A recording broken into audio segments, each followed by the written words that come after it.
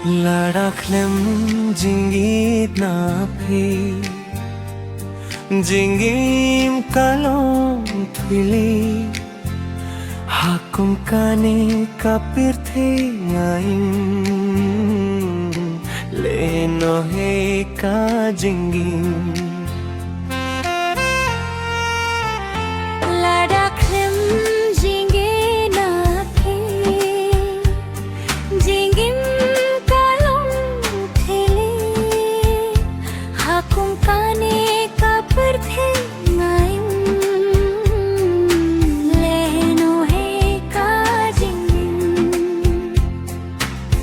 Kat nongas gyop kinja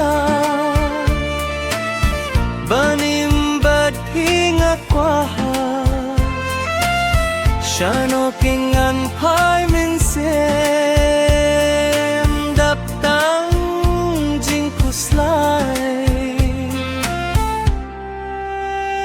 Haba pim ye dianga min sim kapang shisha Ngalaraya pi banyi Umdeya pi banga shupin bi Bahanga pi chupin pao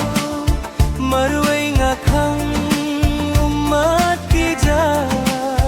Pinjupin pao ki jings miwa Jingle jong fi kapin thang yana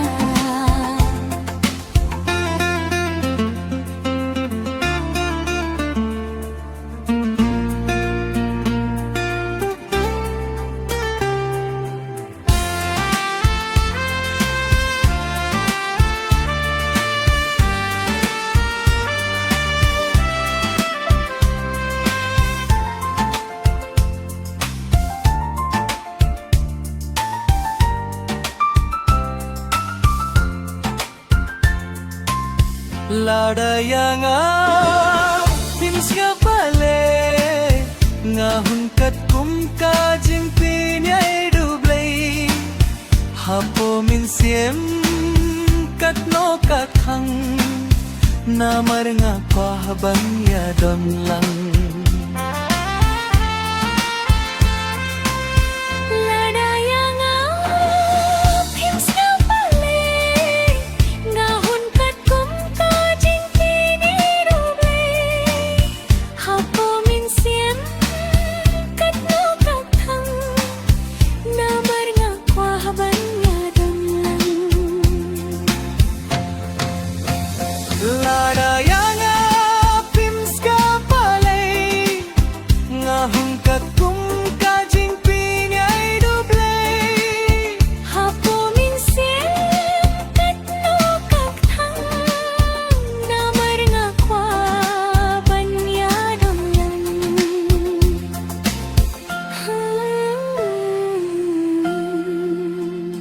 Haba pim